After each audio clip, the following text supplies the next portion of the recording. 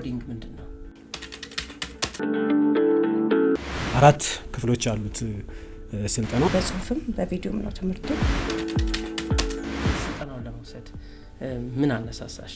ኢንተርኔት እና ፒሲ ያለው ሰው ምንም የሚቸገርበት አይመስለኝም። ጀስት ማገናዘብ የቻለ በተለይ እድሜው ከ7ም 8ም 9ም ጀምሮ እስከ ማንኛውም እስከ መጨረሻው እድሜ ደረጃ ድረስ አስቻይ ሁኔታዎች ከባድ ነገር አድርገው ነው የሚያስቡ። አስተሳሰብ ላይ እንዴት እንሰራ? ኢትዮ ኮደርስ ለምንጠቀማቸው ወደፊት ልንታጠቃቸው ላሰብናቸው ቴክኖሎጂዎች ቤዚክ ነው።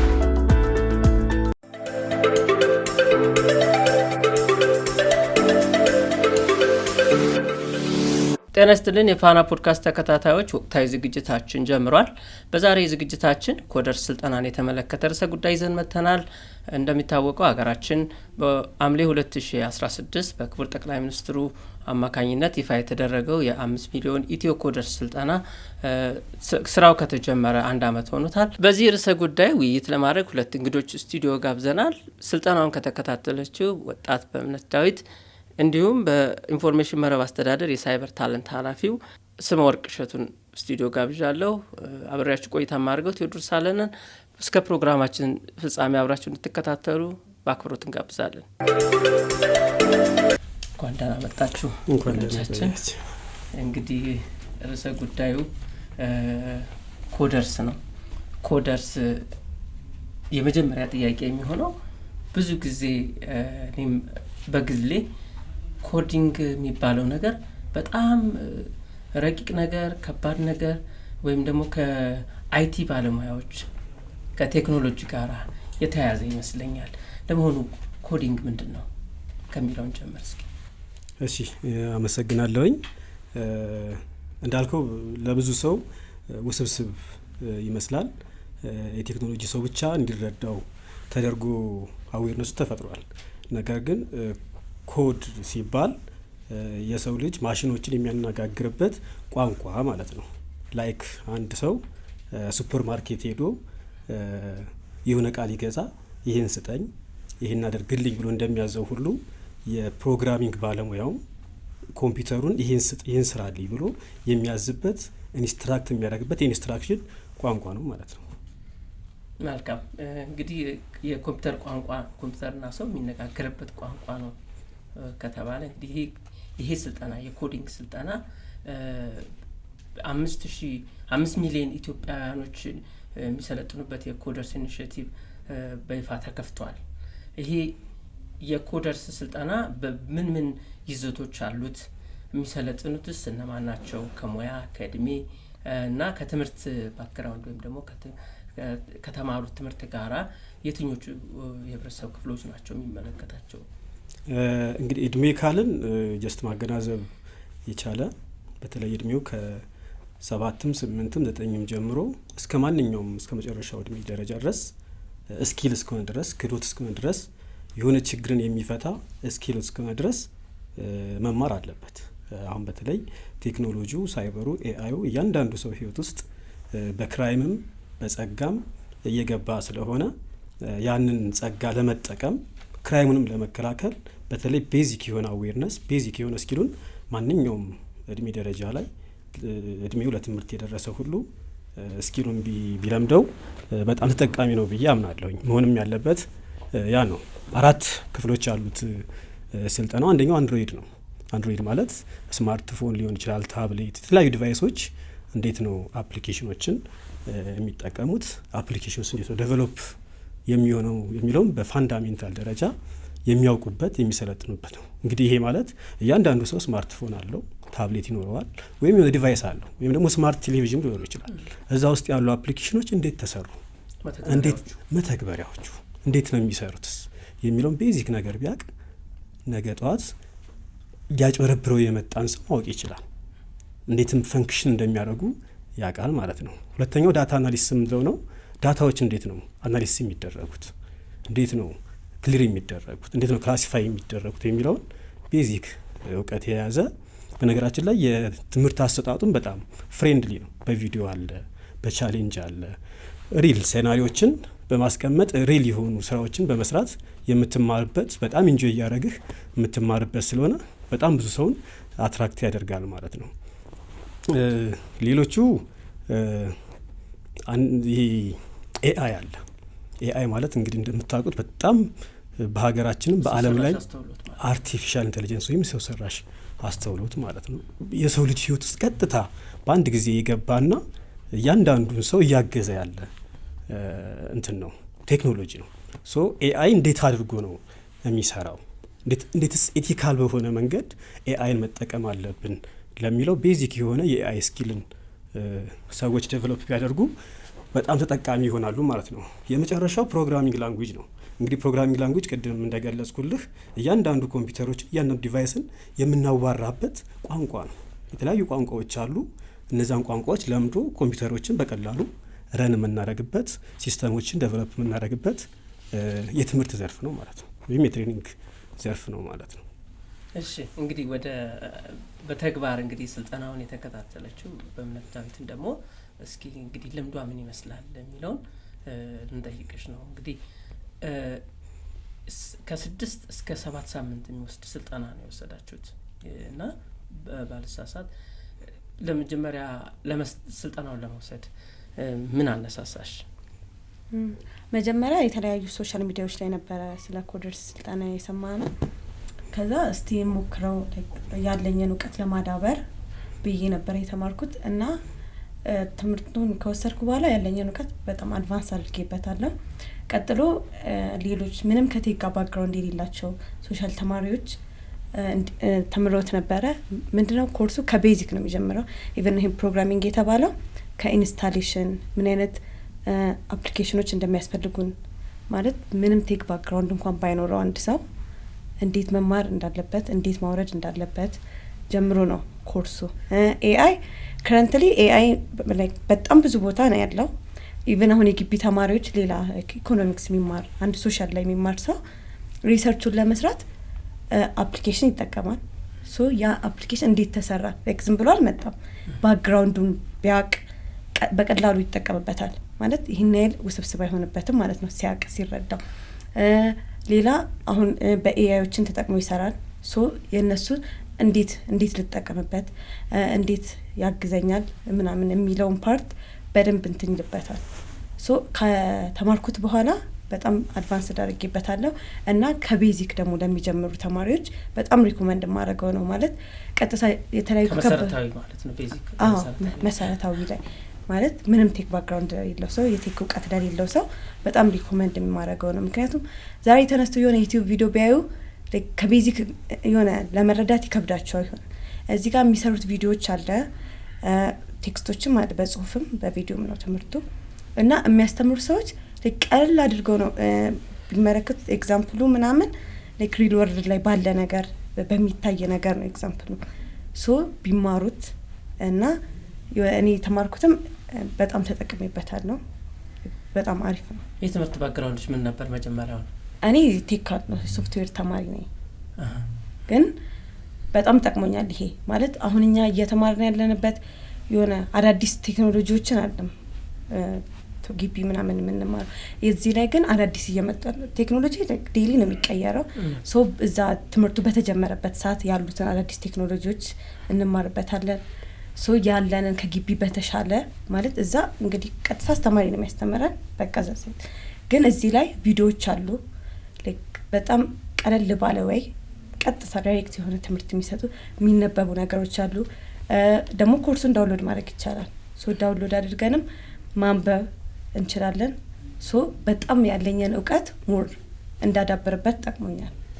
እንደው የትምህርት አሰጣጡ እንግዲህ ኦንላይን የሚሰጥ ከሆነ ከጊዜ አጠቃቀም ጊዜ ማኔጅ ከማድረግ አንፃር ከትምህርት አንፃር ለሌሎች ሰዎች አሁን ምክር የሚሰጥበት እንትን በኋላ እንመጣበታለን። እንደው ሪኮመንድ የምታደርጋቸው ነገሮች ግን አንቺ እንደው ትምህርቱን እንዴት አስኬድሽው? ካለሽ የሙሉ ጊዜ ትምህርት አይደለም የተማርሽው፣ ሌሎች ስራዎችም እየተማርሽም ሊሆን ይችላልና እንዴት ነበረ?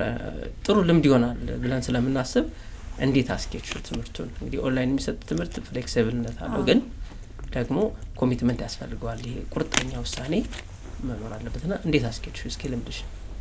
አክቹዋሊ ቀን እንማራለን። ሶ ማታ ላይ ጊዜ አለ፣ ቅዳሜና እሁድ ጊዜ አለን። ሶ እና ኮርሱ አክቹዋሊ አይሰለችም። የሆነ በተማርነው ቁጥር ሞር እንድንማረው ነበር የሚያደርገው። ሶ ከትምህርት ጎን ለጎን ብዙ ሰዓት አለን፣ የተወሰነ ሰዓት እንማራለን። ማታ ኦንላይን እስከሆነ ድረስ ያው የሆነ አንድ ቦታ መቀመጥ የለብንም፣ በቀላሉ የምናገኘው ኮርስ ነው። ሶ ማታ ማታ መማር ይቻላል በደንብ። ቅዳሜና እሁድ መማር ይቻላል። ሶ ባለን ትርፍ ጊዜያቶች ደግሞ ክረምት ከደረሰ ደግሞ ክረምት ላይ በደንብ ሁሉንም ኮርሶች መማር እንችላለን። ምን አስቸገረሽ? ምን ችግር ገጠመሽ በምትማሪበት ሰዓት? አክቹዋሊ ምንም ችግር ያለው አይመስለኝም። ኢንተርኔት እና ፒሲ ያለው ሰው ምንም የሚቸገርበት አይመስለኝም። ትንሽ እሱ ነው ይከብዳል።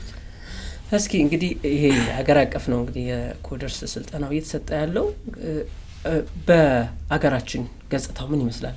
ስዕሉ እንዲኖረን ምን ይመስላል ስልጠናው እየተሰጠበት ያለበት ሁኔታ አጠቃላይ? እውነት ለመናገር በጣም ደስ የሚልና በጣም አበረታች ነው። በተለይ ወጣቱ ማንም ሳይቀሰቅሰው የኔ የራሴ እስኪ ላሳድግ በሚል በደንብ እየተማሩት ነው። ለእኛም ፊድባክ ይልኩልናል። አንዱን ትሬኒንግስ ጨርሰው ሰርቲፋይ ሲሆኑ ሰርቲፊኬቱንም በምንገናኝበት የቴሌግራም የዋትሳፕ ቻናሎች ላይ ይልኩልናል እና እንደ አጠቃላይ እንደ ሀገር አብዛኛው በተለይ ወጣቱ በደንብ እየተማረው ነው። ነገር ግን ይሄ ላይክ የዲፓርትመንት ኢሹዎችን የሚያነሱ አንዳንድ ሰዎች ገጥመውኛል። ላይክ ሶሻል ተማሪ ፕሮግራሚንግ ባያቅ ወይም ኮዲንግን ባይማር የሚል አዌርነስ አለ። ይሄ ጀስት የህልውና ጉዳይ ነው። ዛሬ የሳይበር ክራይሙም ኤአዩም በእያንዳንዱ ሰው ቤት በእያንዳንዱ ተቋም ውስጥ ገብቷል። ስለዚህ ቢያንስ ያንን ተረድቶ ራስን ከመጠበቅ አንጻር እንኳን የሰው ልጅ ኮዲንግን ማወቅ አለበት፣ ወደ ቴክኖሎጂ መቅረብ አለበት። ስለዚህ የዲፓርትመንት የእድሜ ሌቭል ሳይኖረን ሁላችንም መማር አለብን እና ተደራሽነቱ በጣም ደስ ይላል። ምክንያቱም ቅድም በእምነት እንደገለጸችው በጣም ቀላል ነው። ሰው ስማርትፎን ካለው በስማርትፎን የሚማርበት ነው። ኢንተርኔት አክሰስ እና ስማርትፎን ወይም የኢንተርኔት አክሰስ እና ላፕቶፕ እስካለው ድረስ ይህንን ትምህርት በጣም በሚመቸው ከፈለገው ላይቭ መማር ይችላል። አለበዚያ ደግሞ ዳውንሎድ አድርጎት በሚመቸው ሰዓት ስኬጁል አድርጎ የሚማርበት በጣም ፍሌክሲብል የሆነ አፕሮች ስለሆነ ተደራሽነቱ በጣም ደስ የሚልና ለነገ ይህ በተለይ ዲጂታላይዜሽንን እየተገበረች ላለች ሀገር ተስፋ ሰጪ ነው። ዲጂታል 2025 ወደ ኢትዮጵያ ፕላን አድርጋ ገብታ እየሰራችበት ነው። ዓለምም ከዲጂታል ውጭ መተንፈስ እንደማይችል እያየን ስለሆነ ወጣቱ ሁሉም ሰው ወደዚህ በመረባረብ አሁንም መግባት አለበት ብዬ አስባለሁ። እንደው አስቻይ ሁኔታዎቹ በአጠቃላይ ይህን ስልጠና ለመስጠት ቅድም የጠቀስክልኝ ወጣቶቹ ለመማር ያላቸው ከፍተኛ ፍላጎት ይህ አንዱ አስቻይ ሁኔታ ነው። እስኪ ሌሎች አስቻይ ሁኔታዎች ብትገልጽልኝ። አሁን በአጠቃላይ ትምህርቱን ለመማር ያለው ምቹ ሁኔታዎች እንግዲህ ምቹ ሁኔታዎች ብዙ ምቹ ሁኔታዎች አሁን አሉ። ላይክ ተቋማት ክፍት ናቸው። ላይክ የትምህርት ተቋማት ዩኒቨርሲቲዎች፣ ኮሌጆች ማንኛውም ሰው ይህን ኢኒሼቲቭ እማራለሁ ብሎ የቁሳቁስ ላይክ ላፕቶፕ እና ኢንተርኔት እጥረት ካለበት ሄዱ ቢጠይቅ ሁሉም ዩኒቨርሲቲዎች የመቀበል ፍላጎት አላቸው። እኛም ተቋማችን ኢንሳ ኦልሬዲ ቅዳሜና እሁድ የሚመቻቸውን እያሰለጠነ ያለው የራሱን ሴንተር በማዘጋጀት ወጣቶቹን ማንኛውም ሰው መጥቶ ተመዝግቦ ኦልሞስት ከ10 ሺህ በላይ ሰው ተመዝግቧል ነው ለመረጃ ያክል። ከዛ ውስጥ ቦታው በሚበቃው ደረጃ ከፋፍለን እየሰለጠኑ ያለው። ስለዚህ ብዙ አስቻይ ሁኔታዎች አሉ። ዋናው የሰው ልጅ ፍላጎቱ ነው። ደግሞ የዚህን ያክልም ውስብስብም አይደለም። ቅድም እንዳልኩ ራሱ ሲስተሙ በጣም ቀላል መሆን ዩዘር ፍሬንድሊ ለተጠቃሚው በጣም ቅርብ መሆኑ የግድ ረጅም ጉዞ ሄዶ ተቋማት ጋር ማንኳኳት አይጠበቅበትም። በገዛው ስልክ ትንሽ ዳታ ገዝቶ ዌብሳይቱን ከፍቶ መማር ይችላል። ስለዚህ የሲስተሙ ራሱ ባህሪ አስቻይ ነው በራሱ ማለት ነው። እንደ አጠቃላይ ደግሞ ቻሌንጁ ራሱ አስቻይ ነው። ምክንያቱም ዛሬ እያንዳንዱ ሰው ቴሌብር እየተጠቀመ ነው። እያንዳንዱ ሰው የፋይናንሻል ተቋማትን በስልኩ እየከፈለ ነው። ስለዚህ ያንን ለመክፈልም ሊሆን ይችላል። የተለያዩ ደግሞ ፊሽንግ ጥቃቶች እየደረሱብን ነው። ይሄን ሊንክ ተጫንና ብር ታገኛለህ፣ ይሄን ሊንክ ስትጫን ያንተን ፎቶ ታያለህ እያሉ በጣም አጭበርባሪዎች ስልካችን ላይ እየላኩ ነው። ስለዚህ ያንን ማወቁ ያ ቻሌንጅ መምጣቱ ራሱ አንድ አስቻይ ነው።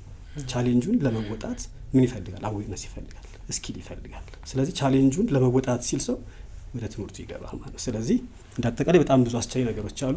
ባጭሩ ግን ነው እነዚህ ናቸው ማለፊያ። እንደው ሰልጣኞች አሁን እንግዲህ በጣም 1 አመት ሆነው መሰለኝ ከተጀመረ አይደለ? ሐምሌ 2016 የተጀመረ ነው። 1 አመት ኦልሞስት እየሆነው ነውና ብዙ ተማሪዎች ሰልጥነዋል። እና እንዴት ነው ተማሪዎች የሰለጠኑት ተማሪዎች የወደፊት ከሰለጠኑ በኋላ ምን ላይ ናቸው የሚለውን ነገር እንደው የምትከታተሉበት ነገር አለ? ትራክ የሚደረጉበት ነገር አለ? አሁን እንደ እኛ ተቋም እንደ ኢመዳ ወይም ኢንሳ የሳይበር ታለንት ቻሌንጅ አለን። አሁን ስቲል አሁን አየር ላይ ነው ምዝገባ ላይ ማለት ነው። የመጀመሪያው ክራይቴሪያችን የዚህን ኢኒሺዬቲቭ ሰርቲፊኬት ወስዳችኋል ነው። ዘርፎር በጣም በ10 ሺህ ደረጃ የሚሆኑ ወጣትና ታዳጊዎች ተመዝግበዋል። ስለዚህ እነዚህ 10 ሰዎች ይሄ 10 ሺህ ወጣቶች እንደ ቅድመ ሁኔታ ይሄንን እንዳስቀምጥን ስለሚያውቁ ይህን ሰርቲፊኬት ሳይወስዱ ወደኛ አይመጡም ማለት ነው። ሌላው ደግሞ ናሽናል የሆነ ቲም አለ ይህን የሚከታተል ከየተቋማቱ ዳታውን እየሰበሰበ ፕሮግረሱን የሚከታተል። ዳታው እንዳጋጣሚ እኔ ጋር የለም፣ ግን እያንዳንዷን አክቲቪቲ የሚከታተል የራሱ ታስክ ፎርስ ስላለው ያ ታስክ ፎርስ ፕሮግረሱን ይከታተላል፣ ቻሌንጆችን ሶልቭ ያደርጋል፣ የተሻለ መንገዶችንም እያመቻቸ እየሄደ ያለ ፕሮሰስ ነው ማለት ነው። መልካም እንግዲህ ወደ በእምነት ልመለስና እንደው ስልጠናው ከወሰድሽ በኋላ ብዙ ነገር ጨምሮልኛል ብለሻል። ወደፊት ምንድነው እያሰብሽ ያለሽው? በዚህ በተማርሽው ትምህርት እንግዲህ ሶፍትዌር ተማሪ ነኝ ብለሻል። እንግዲህ ሶፍትዌር ማበልጸግ እንግዲህ አንደኛው የዚህ የትምህርቱ የኮደርስ ስልጠና ትልቅ ግብዓት ይሆናል ብለን እናስባለን። እና በምን እንጠብቃት? በእውነት ምን እየሰራች ነው? ያው እንግዲህ ወደፊት ያው አሪፍ የሆኑ ካምፓኒዎች ላይ ጆይን አድርጌ አሪፍ ሶፍትዌር ማበልጸግ ላይ መቀጠል እፈልጋለሁ። አክቹአሊ ከዛው ሲማሩ በጣም የሚወደድ ትምህርት ነው። የሆነ የሚታይ ነገር ክሬት ሲደረግ የሚሰራ ነገር ክሬት ሲደረግ በቃ እንጃ ደስ ይላል ማለት ላልተማሩትም ይሄን የሆነ ሲሰሩት በቃ የዛሬ ማሽኑን ይሄን አድርግ ብለን አዘነው በቃ ሲሰራ ስናይ የሆነ ደስ የሚል ነገር አለ። ሶ በዚህ ነገር በጣም መቀጠል እፈልጋለሁ። የሆነ የሚወደድ ትምህርት ነው። ደግሞ አሁን ከረንትሊ ቴክኖሎጂ ነው ሁሉም ነገር በጣም ወደ ስማርት ወደ ዲጂታል ወርድ እየተቀየረ ነው እና ሁኔታ ሶ በዚሁ ቀጥዬበት እና ሌሎችም እንዲማሩበት ይሄ አሁን የተመቻቸ በጣም አሪፍ እድል ነው ማለት ይሄንን ተምሮ ሰው አንድ ዌብሳይት ዲቨሎፕ ማድረግ ይችላል ይሄን ከተማረ በኋላ። ሶ እኔም ይሄን ቀጥዬበት በዚሁ አሪፍ ቦታ ላይ መድረስ እንግዲህ ብዙዎች በዙሪያሽ በትምህርት ቦታ በሰፈር ሊሆን ይችላል እንግዲህ ስለ ስልጣናው ብዙ ነገር ሊባል ይችላል እና አንቺ ደግሞ በተግባር ገብተሽ አይተሽው ተምረሽበት አትርፈሽበት ወጥተሻል። ይሄን ትምህርት ለመማር የሚፈልጉ ኮደርስ ስልጠና መውሰድ ለሚፈልጉ ወጣት ያለሽ ምክር ምንድነው? አንደኛ ብዙ ሰው ኮዲንግ ሲባል አረ በስማምን ያራን ያልችሎም አይነት ነገር ነው ኮንሴፕታቸው ማለት በቃ ከባድ ነገር አድርገው ነው የሚያስቡት እና ግዴታ የሆነ ስለ ቴክኖሎጂ ማወቅ ያለባቸው ይመስላቸዋል። በቃ ማለት አረ እኔ ሳልማር ኪታውቄ ዛሬችን ተምሬ አይነት ነው አይደለም። ይሄንን ኮርስ ከጀመሩት ማለት የሚያስተምሩት ቅድም እንደተናገርኩ ከመሰረት ነው ማለት የሆነ ምንም አይነት እንትን ሊኖራቸው አይገባም። ሶ በፊት ዝም ብለው ገብተው ጀስት ቢያዩት በቃ በጣም አሪፍ እንትን ነው። አንደኛ በቃ ኢንተርኔት ካላቸው እና አንድ ሰው እንትን ምንም አይነት ባክግራውንድ ሊኖር ይችላል ማለት ኢኮኖሚክስ የተማረ ሐኪም ሊሆን ይችላል። ኢቨን የራሱን ፖርትፎሊዮ መስራት ቢችል ሆነ ፕሮግራሚንጉን ተምሮ ኢቨን ቢዝነሳቸውን አሳደጉ ማለት ነው። ራሳቸውን የሚገልጽ የሚሰሩትን ቢዝነስ የሚገልጽ ሲምፕል በቃ የመጀመሪያ የተማሩትን HTML CSS ተምረው በሱ ዝም ብሎ ቢዝነሳቸውን የሚገልጽ ፖርትፎሊዮ ነገር ሰርተው እንትን ቢሉ ይሄ አንደኛ ወጪ ቆጥብላቸዋል። ነገ ሄደው ተነስቶ ዌብሳይት ዲቨሎፕ ከሚያስደርጉ ራሳቸው ዲቨሎፕ ቢያደርጉ ሶ ወጪ ቆጠቡ ማለት ነው። እና አሁን ሐኪም የተለያየ ነገር አሁን ከረንትሊ በብዙ በዲጂታል የሚሰሩ ነገሮች አሉ። ዴቨሎፕ እንኳን ባያረግ አትሊስት መረዳት ይችላል። ምንድነው ይሄ ነገር የሚሰራው ከዚህ ከኋላ ያለው ቴክኖሎጂ ምንድነው የሚለውን ነገር ይረዳል። ሶ ምንም አይነት ሙያ ውስጥ ያለ ሰው እውነት ገብቶ መማር አለበት። የሆነ አፕሊኬሽንም አለ ደግሞ ሲምፕል እንዲሁ ኢማጂን የምናደርጋቸው አፕሊኬሽኖች እንዲህ የሚያደርግ አፕሊኬሽን ቢኖር ብለን የምናስበው አለ አይደል? ሶ ይሄንን ተምረን ሲምፕሊ የሆነ በቃ የምንፈልጋትን የሆነች ቀለል ያለች አፕሊኬሽን ስልካችን ላይ ዴቨሎፕ ማድረግ እንችላለን። በፒሲ ዴቨሎፕ አድርገን ስልካችን ላይ ረን አድርገን ማየት እንችላለን። እና ኮርሱ ያን ያህል ነው ማለት እንደ እስከዛ እስክንደርስ ከቤዚኩ ጀምሮ እዛ ጋር እስክንደርስ የሆነ የምንፈልገውን ጭንቅላታችን ላይ ያለውን ነገር ወደ ምድር አንጥተን እስክናየው የሚያስችል ኮርስ ነው። ሶ መመክረው የትኛውን ባክግራውንድ ያለው የሆነ ኮዲንግን ከባድ ነገር አድርጎ አስበው ሳይሆን በቃ እንደፈን እንደ ጌም ነው። በቃ በጣም ደስ የሚል ነገር ነውና ሲሰራ ሲታይ ምድር ላይ ወርዶ ደግሞ የሆነ የሰራነውን ነገር ስናየው በቃ እንጃ ደስ የሚል ነገር አለው። ሶ ሁሉም ሰው ቢማረው ምንም አይነት ባክግራውንድ ያላቸው እና እንዲማሩት አለፊያ እኔ ራሱ ለመማር ሆነ አሰብኩ። ምክንያቱም እኔም ሶሻል ሳይንስ ነው ባክግራውንዴ። ቅድም እንደነገርኩ ኮዲንግ በጣም ትልቅ ውስብስብ ለመጀመሪያ መሰረት ትምህርት ሌላ ትምህርት እንደሚያስፈልገው የቴክኖሎጂ የአይቲ ትምህርት ጠንካራ ባክግራውንድ የሚያስፈልገው ነው ይመስለኛል። እኛ የምናውቀው ድሮ ኮዲንግ ተብሎ የተዋወቀበት መንገድ ይመስለኛል። እንግዲህ ወይ ያሰማሁበት ሊሆን ይችላልና ለሁላችንም ጥሩ ትምህርት ጥሩ ልምድሽን ስላጋራሽን እናመሰግናለን። ወደ የሚቀጥለው ጥያቄ ስመጣ የኢትዮጵያ እንደ ሀገር አሁን ዲጂታላይዝ የማድረግ ወይም ዲጂታል ኢኮኖሚ የመገንባት ሰፊ ስራ ላይ ተሰማርታለች። ለምሳሌ ከጥረቶች ውስጥ ብሔራዊ መታወቂያ አንዱ ነው። ብሔራዊ መታወቂያ በጣም በስፋት እየተሰራበት ያለው አንድ ትልቅ ፕሮጀክት ነው። ሌላው የአምስተኛ ትውልድ ኔትወርክ ወይም 5G በተለያዩ የኢትዮጵያ ከተሞች እየተስፋፋ ነው። ዲጂታል ኢትዮጵያ የሚል ስትራቴጂና ፖሊሲ ተቀርጾለት እየተሰራ ነው። ሀገራችን ወደ ዲጂታል ኢኮሲስተሙ እየገባ ነው። የማይቀር ነው። ዓለም ሄዷል በዲጂታል እና የዚህ እነኚህ ኮደርስ ስልጠናዎች በብዛት መሰጠታቸው ይህን ወደ ዲጂታል ዓለም ወደ ዲጂታል ኢኮኖሚ የምናደርገውን ጉዞ በምን መልኩ ሊያፋጥንልን ይችላል? እንግዲህ ያው ብዙ እንትኖች አሉ አሁን ለውጦች ቴኩ ላይ ማለት ነው። እንግዲህ ቴክ አንድ ሀገር ሲታጠቅ ያንን ቴክ ማኒፑሌት ሊያደርገው ሊሰራው ሊተገበረው የሚችለው የሰው ልጅ ነው። የሰው ልጅ አእምሮ ደግሞ ምን ሆን አለበት? መልማት አለበት። እንግዲህ ይሄ ኢትዮ ኮርስ ኢኒሺዬቲቭ ታርጌቱ ምንም አይደለም፣ የሰው ልጅ አእምሮ ማሰልጠን ነው። የሰው ልጅ አእምሮ ለቴክኖሎጂ ጋር ማጋባት፣ ቴክኖሎጂን አዌርድ እንዲሆን እንዴት መጠቀም እንዳለበት ማሳወቅና ስኪልፉል ማድረግ ነው። ዜርፎር ስኪልፉል የሆነ ሂውማን ከፈጠርህ እንደ ኤግዛምፕል ልንገር፣ ላይክ አሁን ሲንጋፖርን ፊንላንድ የምትመለከታቸው ከሆነ አመት በፊት በጣም ለቴክ ቅርብ አልነበሩ። ነገር ግን ዛሬ ኢቭን እኛ ከተማችን አሁን ሲንጋፖርን የስማርት ሲቲ አፕሮች ሞዴል በማድረግ እየተሰራ ነው ያለው። ይህ ምንድነው? ቀጥታ ሰው ላይ ነው የሰሩት። ሰው ለቴክ ቅርብ እንዲሆን ኮድ ማድረግ የህይወቱ አካል፣ የስራው አካል፣ የትምህርቱ አካል እንዲያደርገው ከተደረገ በኋላ ካልቸሩ ተቀየረ። ካልቸሩ ሲቀየር ልክ አሁን ለምሳሌ ናሽናል አይዲ ኢምፕሊመንት ስታደርግ ሰው አዌርነሱ ስላለው ቴክ ማለት የኔን ህይወት የሚቀይር ፕሮብሌም ሶልቪንግ ነው የሚል ሀሳብ ስላለው አዌርነስ ስላለው ከአንዳንድ ይጠቀመዋል ማለት። ስለዚህ ኢትዮ ኮደርስ ለምንጠቀማቸው ወደፊት ልንታጠቃቸው ላሰብናቸው ቴክኖሎጂዎች ቤዚክ ነው፣ ደግሞ መስትም ነው። በቃ እያንዳንዱ ሰው በህይወት ውስጥ ሊኖረው የሚገባ ስኪል ነው።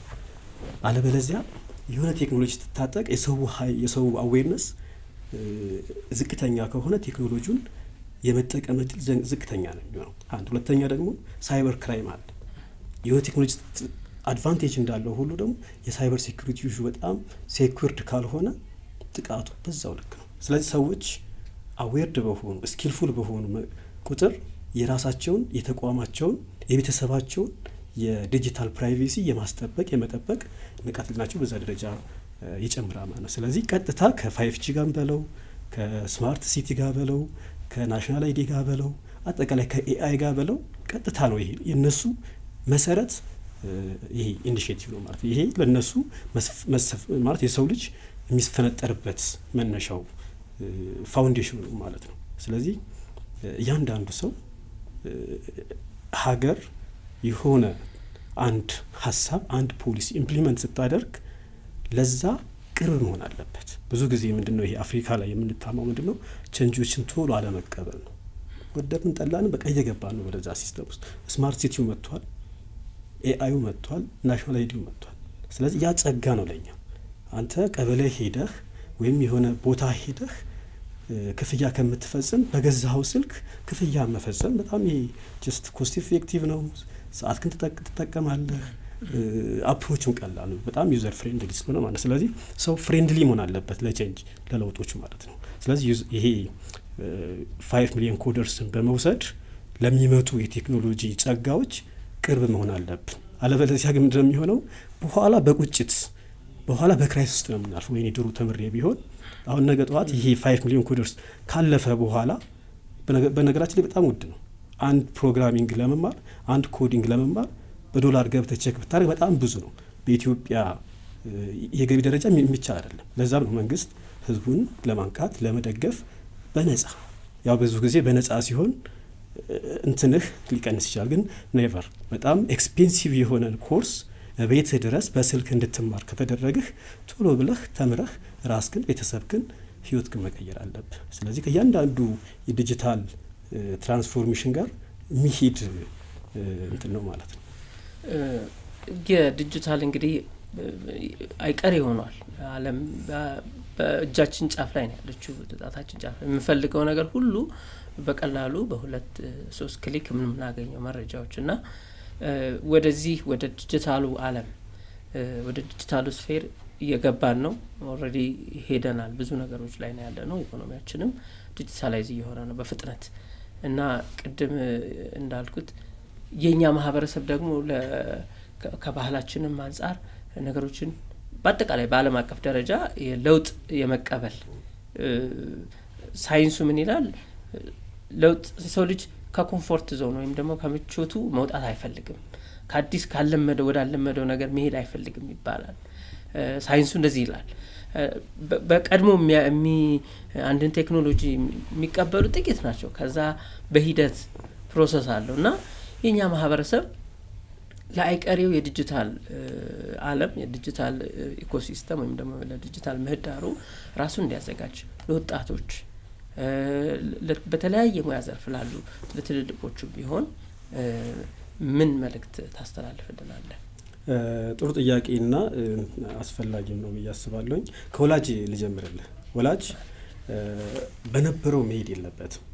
የግድ ተማሪ ተምሮ ዩኒቨርሲቲ ደርሷል ለሙቀት ማግኘት ያለበት።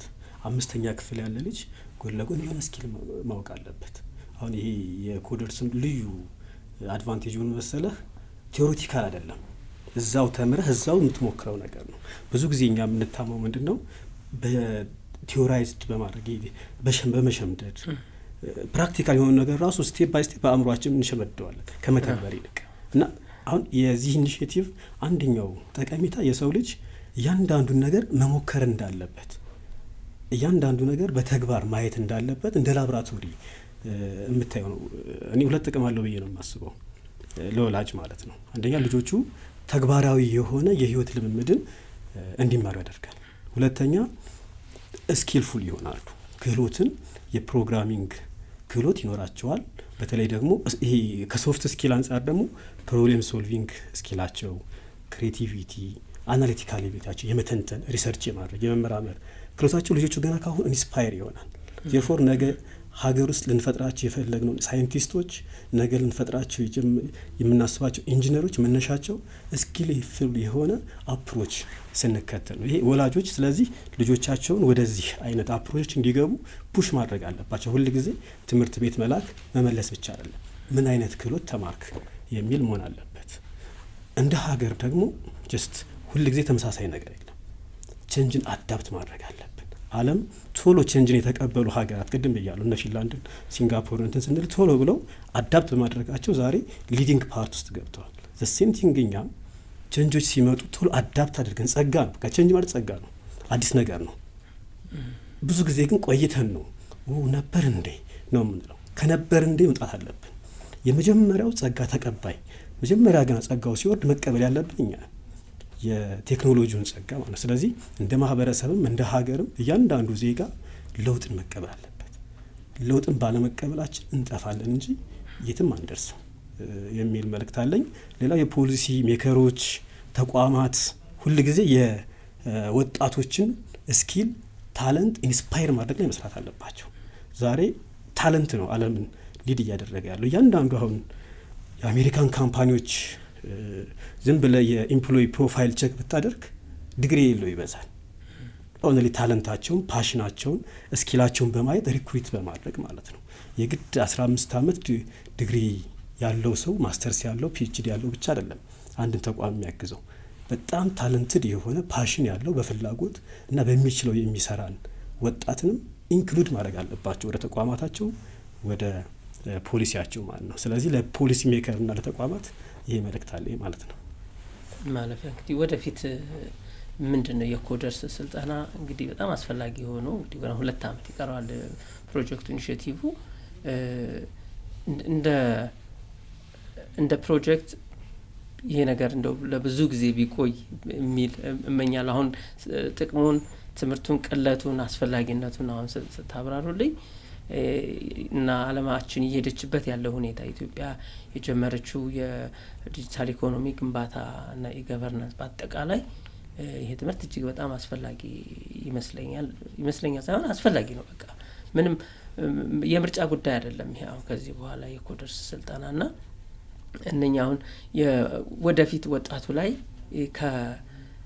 ከቴክኖሎጂ ትምህርት በተጨማሪ ሌሎች የስነ ባህሪ ቅድም ጠቅሰልኛል። ልጆች የክሪቲካል ቲንኪንግን መመርመርን፣ መፈተሽን፣ ሀሳብ ዲሲፕሊኖች አያስፈልጉም ወይ? እነኚህ ሰው ልጅ ባህሪው ነው ወደ ተግባር የሚቀየረው። አስተሳሰቡ ወደ ተግባሩ ነው ዋናው መጨረሻ ውጤቱ ማለት ነው። እና ሰዎች በባህሪ ደረጃ መስራት አይጠበቅብንም ወይ? በክህሎት ደረጃ ክህሎታችን እንዲያድግ አስተሳሰብ ላይ እንዴት እንስራ? ቴክኖሎጂን በተመለከተ ማለት ነው። አዎ እንትን ይፈልጋል። እያንዳንዱ ጥሩ ሆኖ እንዲቀጥል ከፈለገ ማኔጅመንት ይፈልጋል። ቴክኖሎጂን በተፈጥሮ አድቫንቴጅ እንዳለው ሁሉ ዘ ዌይ ቱ ዩዝ የምትጠቀምበት መንገድ ትክክል ካልሆነ ጥፋትም አለው። ለዛ ደግሞ ገቨርን የሚያደርግ ምንድን ነው? ዲሲፕሊን፣ ስነ ምግባር ነው። ዓለም ላይ በጣም ብዙ ሀገራት ልንጠቅስ እንችላለን። በጣም ታለንትድ የሆኑ ዜጎች ያሏቸው ግን በዲሲፕሊን ስላልታነጹ ትክክለኛውን አካሄድ ባለመሄዳቸው በየእስር ቤቱ የማይሆን አልባሌ ቦታ በማሳለፍ እድሜያቸውን በየማረሚያ ቤት የሚያሳልፉ ብዙ ዜጎች ያሏቸው ሀገሮች አሉ። ዜርፎር እንደ ሀገርም እንደ ተቋምም እንደ ቤተሰብም እንደ ግለሰብም ሰው ዲሲፕሊን ኖሮ ይገባል። በተለይ ወጣቱ የሆነ ነገር አገኘሁ ብሎ ማህበረሰቡን የሚበክል የማህበረሰቡን እሴት የሚያጠፋ የሰዎችን ማንነት በሚነካ መንገድ ቴክኖሎጂን መጠቀም የለበትም።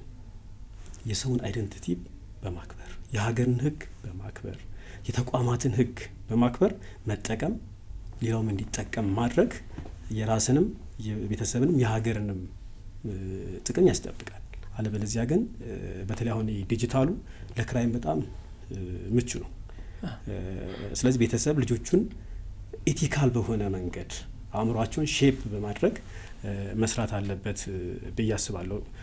3 ነገሮች ናቸው ሰው ልጅ ያያለው። አንደኛው ይሄ ፓሽን የምንለው ነገር አለ። ለመስራት ያለህ ተነሳሽነት፣ ክሬቲቪቲ ምን አለ። አሁን እሱ ዋናው ፓወሩ ኢንጂኑ ነው።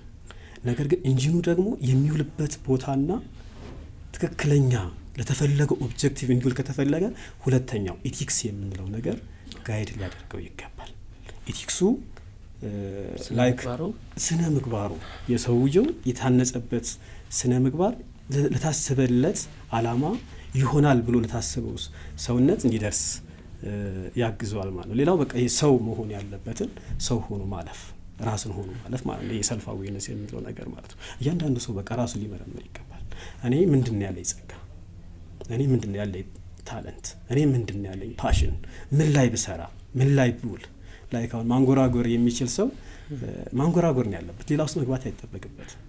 ቴክኖሎጂውን መልመድ አለበት፣ ሩጫውን መልመድ አለበት ለላይፍ ስኪል። ግን ራሱን ካወቀ ደግሞ በራሱ ዓለም ይጓዛል። ስለዚህ እነዚህ 3 ነገሮች ለእያንዳንዱ ወጣት በጣም አስፈላጊ ነው ብዬ አምናለሁኝ። እንዳጠቃላይ ኢትዮ ኮደርስ መልቲ የሆነ ጥቅም ያለው ኬሪየርም እኮ አንድ ጥቅም ነው። የወደፊት ኬሪየርህን እንትን ታደርገዋለህ። ድሮ እኮ ኤክሴል የሚችል ማይክሮሶፍት ና ይባል ነበራል። አሁን ደግሞ ኮደር ማለት ቤዚክ የሆነ የኮዲንግ ስኪል አለው ወይ ማለት ጀምረዋል ተቋማት። ስለዚህ ኬሪየር ፉል እንዲሆን ኢቭን ኮንፊደንስ ቢልድ ያደርጋል። አንድ ሐኪም ቅድም በእምነትም እያለችው ነበር የራሱን ፖርትፎሊዮ በራሱ እጅ ኮድ አድርጎ ቢሰራው ከከስተመሮቹ ጋር የሚገናኝበት ERP ቢሰራ የተለያዩ ቤት ውስጥ የተለያዩ ነገሮችን ቢሰራ ኮንፊደንሱ ከፍ ይላል። አንተ ሰው በሰራው ሲስተም ከመጠቀም ይልቅ ራስህ በራስህ በመንገድ የራስህን ከለር በሚመስል መንገድ ብትሰራው ሞር ደስ ይላል፣ ኢንጆይ ታደርገዋለህ። በዛው ልክ ኮንፊደንስም ከፍ ይላል ማለት ነው። በጣም ጥሩ ነው። እስኪ በእምነት ደግሞ ወደ አንቺ ልምጣና እንግዲህ ሰልጥነሽ ወጥተሻል። አሁን በካንቺ ጋራ ወይም ደግሞ በአንቺ በሰለጠንሽበት ወቅት አብረው ሲሰለጥኑ የነበሩ ወዳጆች ወይም ደግሞ ግሩፕ የምታውቂያቸው በአካባቢ ሰዎች ጋራ እንዲሁ እንደው ካለፈ ገደማ አውርታችሁ ከሆነ ምንድን ነው የእነሱ ስሜት? አሁን የሰለጠኑ ልጆች ምን አይነት ስሜት አላቸው? እንዲህ የቴክ ባክግራውንድ ለሌላቸው ሰዎች ሪኮመንድ አድርጌው ነበር እና ጀስት ማለት አሁን ላይ ከረንትሊ ብዙ የዩኒቨርሲቲ ተማሪ የሚባለው ላፕቶፕ ይኖረዋል እና ሪኮመንድ አድርጌያቸው ተምረውት ነበር። ከዛ በቃ ለፈን የሚሆኑ ዌብሳይቶችን እየሰሩ በቃ በጣም እንትን የሆነ ሲዝናኑበት ነበር። በደንብ እውቀት አግኝተውበታል። ደግሞ በብዛት ፖርትፎሊዮ ይሰራል ማለት ስለ ራስህ የሆነ ቤዚክ ነገሮችን ጽፈ ኮንታክት እንዲያደርጉ ለምሳሌ የሆነ ነገር እሰራለሁ ምትል ቢዝነስ ለምሳሌ ቪዲዮ ኤዲተር ጓደኞች ነበሩ። ከዛ አሁን እነሱ በቀላሉ የራሳቸውን ዌብሳይት ክሬት አድርገው ነበር። ከዛ ሞባይል አፕሊኬሽኖችን ደግሞ AI ኢቭን ChatGPT አለ how to use ChatGPT የሚል እንትን አለው AI ላይ ዴቨሎፕ ከማድረጉ ሌላ እንዴት እንጠቀመው AI በምን አይነት ማለት ዝም ብለን ተነስተን ሳይሆን አሁን በቃ በጣም ይጠቅመናል ማለት እንደማማከር የሆነ ለምሳሌ ኮንተንቶችን ራይት ያደርግልናል AI የተለያየ ነገር ይሰራልናል እና ለሱ መጠቀም ጀምሯል። በቃ ማለት በጣም ህይወታቸውን ቀለል እንዳደረገላቸው ነግሮኛል። ከተማሩት በኋላ በጣም በደንብ እውቀት አግኝተውበታል። ብዙ ጥቅም አግኝተንበታል ብሎኛል። ቴክ ባክግራውንድ ላላቸው ደግሞ በደንብ ማለት አሁን ከረንት ላይ ካስተማሪ ቀጥታ ከተማር ነው ነገር በላይ ሪል ወርልድ ላይ እዛ ኢቭን ፕራክቲስ ማድረጊያ አለው ግዴታ እንትን ማድረግ የለበትም። እዛው ጎን ለጎን እዛው ጋር ቪዲዮን እያየን ቪዲዮ ላይ የሚጻፈውን ነገር እዛው ጋር እኛ መሞከር ያለው ከፈለገን ፒሲያችን ላይ አውርደን መሞከር እንችላለን። ካልፈለገን እዛው ዌብሳይቱ ላይ መሞከር ይቻላል እና እያየን ማለት የሚሰራውን ነገር የሚፈጥረውን ለውጥ የጻፍናት አንድ ላይን ኦፍ ኮድ አንድ መስመር ምን አይነት ለውጥ እየፈጠረች እንደሆነ ኮምፒውተሩን ደግሞ እኛ በፈለግነው መንገድ ይሄ በተን ሲነካልኝ ይሄንን አንጣ አይነት ነገር የሆነ ሰውን እንደምናዘው ኮምፒውተራችንን እያዘዝነው ነው እና እሱን ነገር በቃ በጣም ወደውት ነው የተማሩት። ማለት የሆነ አብዛኛውን ሰው ካየሁት ከተማሩት በኋላ ኦኬ ኮዲንግ እንደዚህ ነው እንዴ ነው ያሉት። ማለት በቃ የሆነ ይሰራል ለካ በቃ መጀመሪያ ሰው የሆነ ትልቅ ነገር አድርጎ ነው የሚያስበው። በቃ ፕሮግራሚንግ ኮዲንግ አረ እኔ ብዙ ጭንቅላቴ አይነት ነገር የሚለውን በሀሳብ አብዛኞቹ ትተውታል እና ሞር በብዙ ሰዎችን ሲለውጥ ብዙ ሰዎች ወደ ኢቭን ደግሞ አሁን ፍሪላንሲንግ አለ አፕወርክ አለ ማለት በደንብ ከቀጠሉበት ከዚህ ቀጥሎ አሁን የተለያዩ እዚህ ጋር ቤዚኩን ከያዙ በኋላ ዩቲዩብ ላይ በጣም ብዙ ቪዲዮዎች አሉ ከዚህ ጋር የተገናኙ አድቫንስ የምንሄድበት ማለት እዚህ ላይ ቤዚኩን ያስተምሩናል እና አድቫንስድ ቦታ ላይ ሄደን ቪዲዮ ላይ ብንጨምርበት በቃ ሪል ፕሮግራመር መሆን ይችላል። ከዛ በኋላ አሁን ላይ ፍሪላንስ አለ አፕወርክ አለ ኢቭን የራሳችንን ገቢ ማግኘት እንችላለን ማለት ነው። ኢቭን እስከ ስራ መቀየር ይችላል በደንብ ከገፋንበት ማለት ነው። ሶ ብዙ ሰዎች ተምረውበት ሲለወጡበት አይቻለሁ። የራሳቸውን ዌብሳይት የራሳቸውን ሞባይል አፕሊኬሽን በዛ ላይ በኤአይ ኮንተንት ራይት ሲያደርጉ ለስራቸው እንደ አሲስት ሲጠቅማቸው አይቻሉ። ሶ በጣም ብዙ ሰው ሲቀየርበት ስራየው ያልተማሩት በጣም እንዲተማሩ በጣም ነው ሪኮመንድ ማደርገው ማለት ነው። እንግዲህ በእምነት እንዳልሽ አድቫንስ ሲያደርጉ ልጆች በግል ጥረት ጨምረውበት ትምህርቱን እንግዲህ አሁን ሪሞት ከቤት ሆኖ መስራት የሚል ከኮሮና ቫይረስ መምጣት በኋላ አዲስ ትሬንድ ሆኗል። አዲስ የአሰራር ባህል መጥቷል። ይሄን አሰራር ባህል እንግዲህ ባለው በዘመናዊው በዲጂታል ዓለም አንድ ሰው አንድ ዓለም ጥግ ሆኖ ሌላ በተቃራኒ ሩቅ ቦታ ያለ ስራ መስራት የሚችልበት ዘመን ላይ ደርሰናል።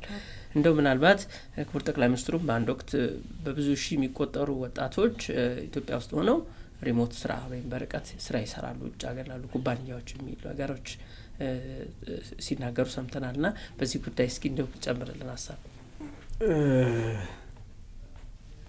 ላይክ እንትን ነው ገቢ የሚገባው ገቢ የሚመጣልህ በዚህ ዘመን ማለት ነው። ተቀጥረህ የሚሆን ነገር እያበቃለት ነው። የፍሪላንስ ስራዎች አሁን በጣም ክፍት ናቸው። ከዛም በላይ ግን የራስክን ካምፓኒ የምትፈጥርበት ጊዜ ላይ ደርሰናል። ወጣቶች ዛሬ ለምሳሌ ሪል ሴናሪዮ ልንገርህ።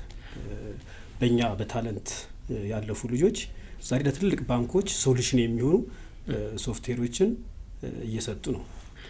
ለትልልቅ ካምፓኒዎች የሚሆኑ የሃርድዌር ሶሉሽኖችን እየሰጡ ነው። እነዚህን የምጠቅስልህ ልጆች ዲግሪ የላቸው ታች ናቸው። ስለ እነዚህ ሰዎች ህይወታቸውን እየሰሩ ነው ማለት ነው። ገና ዩኒቨርሲቲ ሳይገቡ ገና በሀይ ስኩል ደረጃ የራሳቸውን ካምፓኒ እነሱ በሚፈልጉበት መንገድ የአእምሯቸው ጭማቂ በሆነው በክሬቲቪቲ የተሞላ በተለይ ደግሞ ይሄ ቴክኖሎጂ ላይ ፍሬንድሊ በሆንክ ቁጥር የምትሰራቸው ስራዎች ሁሉ አንተን ነው የሚመስሉት። አንተ የምትፈልገው አእምሮ ውስጥ ነው አርክቴክቸሩ የሚሰራው አእምሮ ውስጥ ስለሆነ ላይክ ፌስቡክ ከየትም አልመጣም። በነገራችን ላይ ጀስት የሆነ ግለሰብ ወደ ሲሊኮን ቫሊ ገባ፣ ማርክ ማለት ነው። ግለሰብ ህፃን ልጅ ነው፣ ፓሽኑ ተከትሎ ነው የገባው። ሲወጣ ግን ፌስቡክን ይዞ ወጣ። የሆነ ዩኒቨርሲቲ ተማሪዎች የሚነጋገሩበት አፕሊኬሽን ማለት ነው። አዘላስት ግን ኢንቨስት ተደርጎበት ዛሬ እናንተ በምናወራበት ቅጽበት ኢን ሚሊየንስ ለአሜሪካ ገቢ ያስገባል። ዜርፎር ካምፓኒ ከየትም አይመጣም። አሁን ከምንማረው ስኪል ፓሽናችን ስንከተል ክሬቲቭ ስንሆን ነው። ስለዚህ ትልልቅ ካምፓኒዎችን ለመፍጠር ከፈለግን ውስጣችን ያለውን ታለንት እንወቀው፣ አውጥተን ደግሞ እንደዚህ አይነት ስኪሎችን እንልመድ። ከዛ በኋላ እንሞክረው፣ ከዛ ኢንቨስት እናርግበት። አዘላስት ውጤቱን እናየዋለን ማለት ነው። እና እንግዲህ ወደፊት ለሚሰለጥኑ መሰልጠን ለሚፈልጉ እየሰለጠኑ ላሉ ልጆች ደግሞ እንግዲህ ምክረ ሀሳብ በጣም ውጤታማ የሚሆኑበትን የሚያተርፉበትን መንገድ ስልጠና አጋጣሚ ተፈጥሯል። ይህን የመሰለ መልካም አጋጣሚ ስልጠናውን የበለጠ ሊጠቀሙበት ያላወቁትም እንዲያውቁ ሰጣቸው ምክር ካለ በዚህ ጉዳይ እኔ እድሉ እንዳያመልጣችሁ ባይ ነኝ።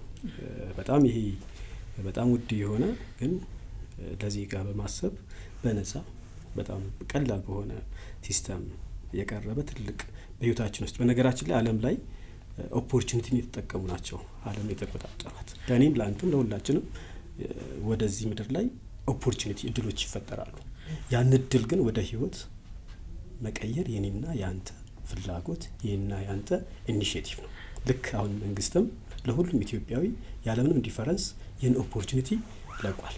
በእያንዳንዱ ስልክ ላይ ጭኖ እንዲጠቀም ዜርፎር ኦፖርቹኒቲውን ህይወቴን እቀይርበታለሁ ያለ እድለኛ ነው። እድሉን ተጠቀመ ማለት ነው። ፌቨርም አገኘ ማለት ነው። ፌቨሩን ያገኘው ማን ነው? ራሱ ነው። ማይንድ ሴቱ ነው። ይሄ የኔን ህይወት ይቀይራል ይሄ እድል ብሎ እድሉን በፖዚቲቭ ተጠቅሞ ስለተጠቀመበት። ዘሪቨርስ ደግሞ ይህን እድል በኔጌቲቭ አይቶ ካለፈው ምንድን የሚያተርፈው ቁጭት ነው።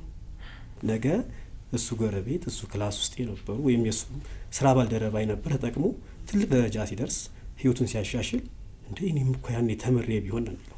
ስለዚህ ሁለት ሰዎች ታዩኛል ወደፊት በጣም በፓሽን ነገ ይሄንን ኢኒሺዬቲቭ ተጠቅሞ ህይወቱን የሚያሻሽል ሀገር የሚጠቅም ቤተሰቡን ህይወት የሚያሻሽል ይሄንን በጣም ዳይመንድ የሆነ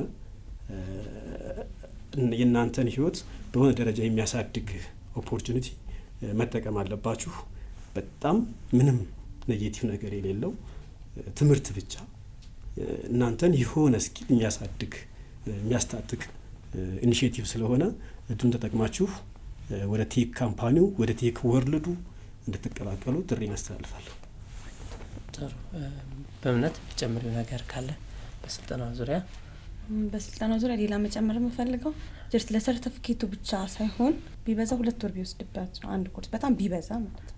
እና በህይወቱ ያን ጊዜ አያጣም ማለት የሆነ ማታ በሚያደርግ ቅዳሜና እሁድ በሚያገኘው ረፍት እና ዲዘርቭስ ማለት ውስጥ ገብተው ሲያዩት ዲዘርቭ እንደሚያደርግ ያ ጊዜውን እንደሚገባው ይረዱታል። ሶ ለሰርተፊኬት ብቻ ሳይሆን የሆነ በቃ በስርዓት ተምረውት እያነበቡት ኢቭን ጊዜ ከሌላቸው እንኳን የሆነ ኢንተርኔት ባገኙት ጊዜ ዳውንሎድ አድርገውት ገብተው ትርፍ ሰዓት ላይ የሆነ አያጣም ሰው የተወሰነች ትርፍ ሰዓት ላይ ቢያዩት እና ለሰርተፊኬት ሳይሆን ዲዲኬትድ ሆኖ እንዲማሩት ነው የምመክረው።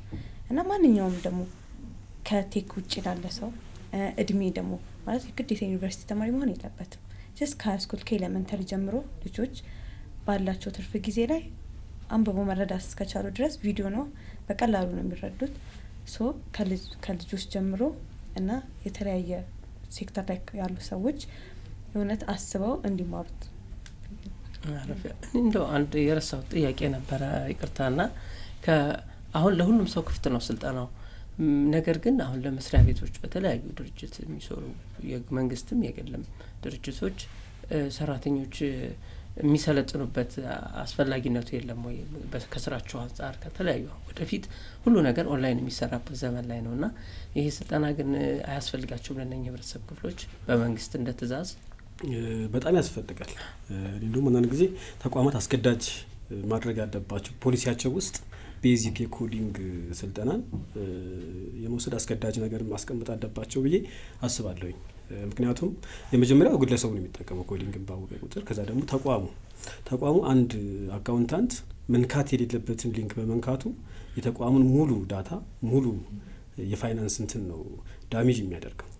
ቴርፎር የህልውና ጉዳይ ነው ማለት ነው። ስለዚህ ተቋማት ቢችሉ የመሰልጠኛ ሴንተር እያዘጋጁላቸው ሰዎች እንዲሰለጥኑ ቢያደርጉ፣ አለበለዚያ ደግሞ በዳታ እና ፒሲ አዘጋጅተውላቸው በሚመቻቸው የረፍት ጊዜ እንዲሰለጥኑ ቢያደርጉ ተጠቃሚዎቹ እነሱ ናቸው። እንደ ሀገርም አስፈላጊ ነው ብዬ አስባለሁ። አሁን የኛ ተቋም ቅድም እንዳልኩ ለተማሪ ብቻ አይደለም ክፍት ያደረግነው። ከሰኞ እስከ አርብ ስራ ያላቸው ቅዳሜና እሁድ ፍሪ የሆኑ ማንኛውም ሰራተኛ ተመዝግቦ ወረፋ ሲደርሰው መጥቶ እኛ ጋር መሰልጠን ይችላል። የኢንሳ የ5 ሚሊዮን ኮደርስ ኢኒሼቲቭ ሴንተር ስላለ ማለት ነው። ዜርፎር ተቋማትን በራሳቸው ሴንተር፣ ግለሰቡን በራሱ መንገድ እንደዚህም ይህንን ኢኒሼቲቭ ወስደው የትሬኒንግ ሴንተር ካዘጋጁ ተቋማት ጋር በመነጋገር ዩኒቨርሲቲዎች፣ ኮሌጆች የኢኒሼቲቭ ወስደው እየሰሩ ነው ያሉት። ስለዚህ ከእነሱ ጋር በመናበብ ተቋማት ይህን መውሰድ አለባቸው።